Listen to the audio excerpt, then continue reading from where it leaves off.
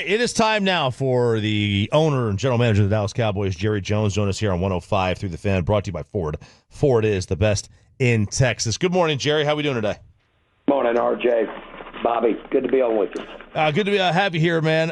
Fifth straight loss. I can't believe I just manned the owner of the Dallas Cowboys, but whatever. Fifth straight loss, sixth straight at home. All of them have seen you guys behind by 20 points or more. What was your biggest takeaway from last night? Well, I thought that we probably are showing the injury results, the fact that we're staying pretty much in the ball game early. We were within striking distance there as we went in at halftime, albeit had to do with a big play by Turpin and Rush. But when you see us have the issues in the second half that we're having, then that really speaks to our depth. That speaks to the toll that we're having with our injuries. That's when it really shows up. And to me, all teams have injury. Ours, of course, is showing up quite a bit. It's pretty obvious when you see Rush out there rather than Dak.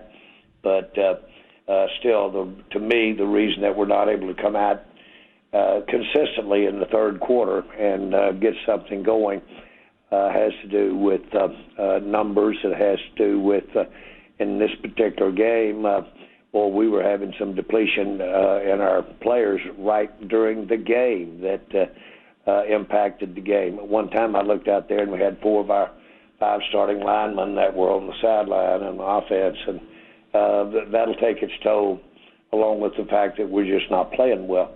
I thought Rush played better than he accounted for the previous game, but still it was far off the mark from what it took to beat a team that normally we should have been able to step up here and have a better accounting for them.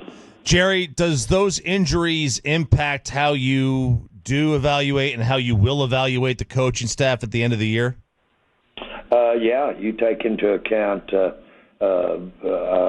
of the everything that was a plus and everything that was a minus. I think that you would have your head in the sand to think that anybody's pleased with what we're doing in terms of as you look to the future. And, of course, the reason the NFL, to me, or one of the reasons that it has the interest and the popularity it's got is the parity aspect of it. And I've often had as a guideline, you should be able to go out and compete with the system we're in, the ability to, if you have a bad season, the ability to rebound by getting the best players, whether they be on the waiver wire, whether they be in the draft. That should have a team that walks out there and is 50-50 competitive. When you see it drop below that, then you've got to take a lot of that in consideration.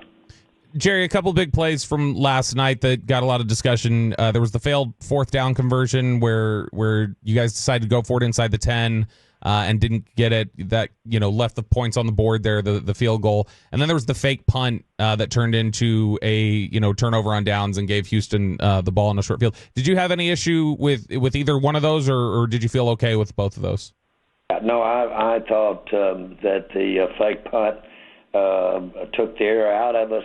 The reason you try the fake punt is to get the equivalent of a turnover and reverse the fact that you're having to punt, obviously. And when it doesn't work, it'll take some air out of you. Always does.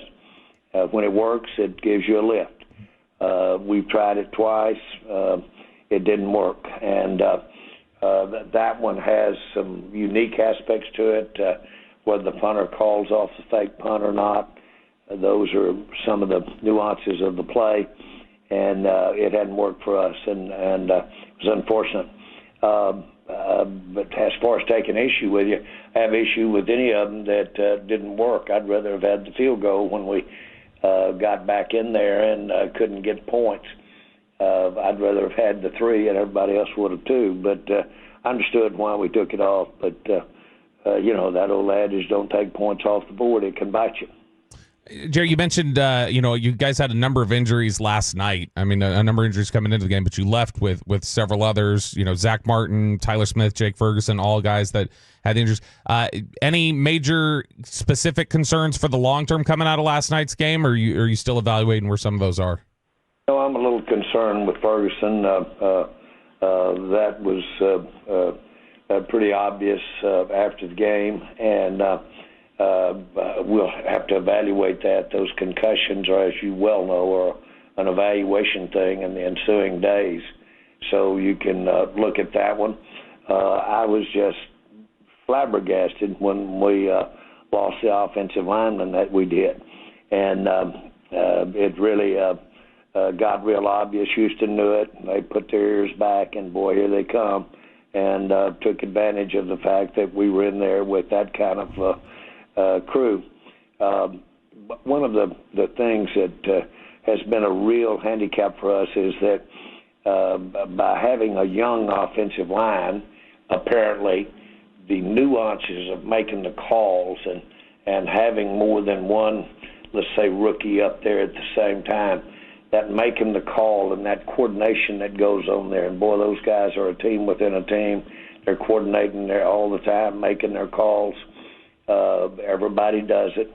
We're not doing a very good job of it, and it's telling. That's been one of the surprises of the year, is that we're not getting the coordinated play in the offensive line. You can blame it on youth, but you can blame it on youth because we've got some good talent up there. Jerry, you mentioned there some of the communication along the offensive line, especially with having 2 young players up there, 2 rookies.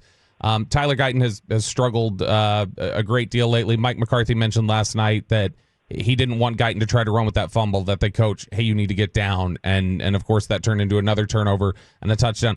Has there been any consideration to making a change at left tackle and going with a more veteran player? No. We've played Guyton with his availability in mind. He's been nicked. Been nicked up a little bit, but frankly, where the calls make the most difference is in the interior, the guards in the center.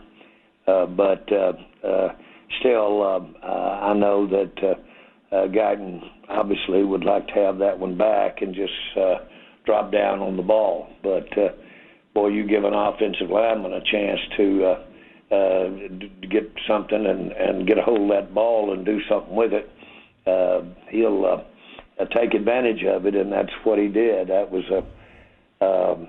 really a play that, frankly, I think marked the last 5 games as much as anything. Is just the nuances of how that ended up happening. There we go with a score against us, but you can't win like that. Jerry Jones joined us here on 105 through the Fan. Do you think it's time to switch to Trey Lance as the quarterback? Would you like to see him? Well, I don't know that. I thought Rush actually had improvement last night from the game before. He didn't have far to go to get improvement, but I did think he had improvement. And frankly, there were times in that ball game that I thought it was really coming to it. And we know that we've got limited time to work with these quarterbacks at this particular time, and I would look for us to stay with the experience. So does his lack of playing time signify that there may have been a misevaluation in where he is? You're talking about with the trade. Cooper Rush or Trey Lance? With Trey. No. We knew exactly where Trey Lance was when he left San Francisco. He was, 4th, 5th pick in the draft. We knew he hadn't played much football. He has improved dramatically.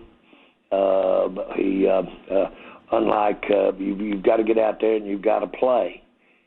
we have thought it was just too important for us to have him at rookie quarterback in these last two ball games, because we need to win to that degree and give ourselves every chance we can. We hadn't gotten to the point that we were basically looking to evaluate Trey Lance more at all. And so that's where we are. No, I liked, I know where a fourth-round pick is, and I've seen them good, and I've seen Dak Prescott's a fourth-round pick. But I've seen a lot of fourth-round picks that didn't work out, too. So we really have really worked with Trey. We have evaluated Trey. We'll see what the future brings here over the next few weeks. But I'm satisfied where we are.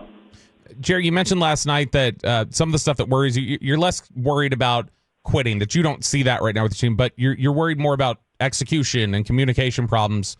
Are those problems a shared responsibility of your players and your coaches, or is that something that you feel that the players have to shoulder themselves? Well, I think that everybody's got a responsibility here. We've got 32 coaches, and that's 3 coaches for every guy out on the football field. And so we've got it covered now in terms of numbers and playing ball. But, of course, at this level, players that have really that are compensated like they're compensated, these are rare people who are out on that football field. You've heard me say before, the 75,000 that are playing college football right now, this year, they're ultimately, within 2 years after their classes graduate, there won't be but about 150 a year stick in the NFL. These guys are great athletes. They've generally, they've usually made the most of their athletic abilities. They know what they're out there for. Their compensation can change their lives of everybody they're loving, everybody they're going to love in their lives if they get in and take advantage of it. You don't have to worry about them not all in on any situation. Jerry, given some of those problems with execution and communication, things like that, do you have any concerns at all that Mike might be spread a little too thin with the play calling duties? That's always the issue. Do you want a walk around head coach, or do you want a one that's really in front of the team and everybody put an emphasis with his time on one side of the ball or the other, and does the walk around too? You get it both ways. You've seen it done successfully both ways. I've always thought that the coach that was actually making the call gained on credibility in front of the team, but a lot of people look at it differently. We've done it both ways, and that's always the issue, is that when you're not having the wins you have, they say, well, the coach just needs more time to be moving around the entire team. I've seen Mike do it both ways. He did it both ways before he came here at different times. And last year, I thought we'd really hit on something. He went over there and was head coach and full-time coordinator, and I think led the league or right there in terms of offense last year. So it is done both ways. It works both ways. I've had it done with the coaches that I've been involved with. I've had it done that way and with success, either way. Do you think this coaching staff gives you an advantage, a coaching advantage week to week? Well, I would say this. Our competition has, they pay their guys too. And but that's a fair question. And I know how hard this staff works. And I think there's some outstanding coaches on this staff. And it don't get, you can believe that they've got many ways to come in and make adjustments to try to improve where we are. and they'll be doing that continually. Jerry Jones joined us here at 105 through the Fan. There were quite a few empty seats at the game. There were quite a few Texan fans there. There were Cowboy fans. There were bags over their head. What message does that send to you? Do you take that as a statement that they want change? I've seen that with not just, I've seen it with most teams. And I think that certainly our fans are avid. They wouldn't be out there if they weren't avid.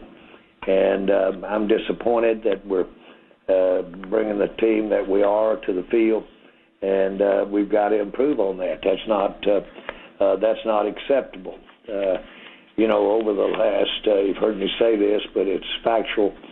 Since the Super Bowl years that on a personal basis I was involved in, since those years, counting about 30 years or 25 years, we've been the sixth winningest team in the NFL. In the last 15 years, we're the fifth winningest team in the NFL. So we haven't been to the championship playoff game. We haven't been to a Super Bowl, but we've been around that rim, and we've been up there with the best of them. We've had the whole gambit of experiences with our coaches, coaching staff, and sometimes it has worked. Sometimes it didn't work as well as we'd hoped for it to. Rest assured, we'll be figuring out ways to look for what we're doing wrong and improve on that. Jerry, you guys, a quick league question for you here. You guys had the Paul Tyson fight at AT&T Stadium this weekend, and there were a lot of issues with the streaming broadcast on Netflix. The NFL is going to have games on there next month on Netflix. Is there any concern within the league about Netflix's ability to handle the audience, the NFL audience on their streaming platform? Not other than the obvious. That was an audience that the number of viewers got up there with Super Bowl numbers. It wasn't but a couple of years ago, I recall, that when we exceeded, I think the number was around 15, 16, 17 million, and that might have been within the last year or two, that you dared think about numbers. What would happen if you tried to serve that much audience? And so, frankly, this is a real attaboy to streaming. And I think that game did do just that, and that is give Netflix the template of what to do, how to adjust as far as our Christmas games are coming. But make no mistake about it, anybody that just a year or two back that didn't know what was going to happen if you got 12 million people viewing at the same time streaming. Now then, we're sitting here looking at audiences that approach 60, 80 million people. So in that sense, it was a real positive. Yeah, they'll get in and work the kinks out of the kinds of things that they were dealing with the other night. And I don't believe there's any doubt that streaming is a medium that you're going to see a lot of football games presented and have the opportunity to see a lot of football games and the opportunity for leagues to use streaming. Hey, Jerry, we really appreciate you popping on. I know we usually have you 2 days after the game, so having you 12 hours after is well, I wish I had more information for you, like a injury report or those type of things, but obviously we're hours from it, and I've got a meeting in New York in about 10 hours, 6 hours, something like that. So it's business as usual, but, boy, this is a serious disappointment. Make no mistake about it. But this, don't get me wrong, I know there's no sympathy out here for what we're into. This is not the world's smallest violin you're seeing this morning, sitting here at the table. But the bottom line is that we've got to get better. We will get better. There are better days ahead. Thank you, Jerry. Have a good day. Thanks, guys.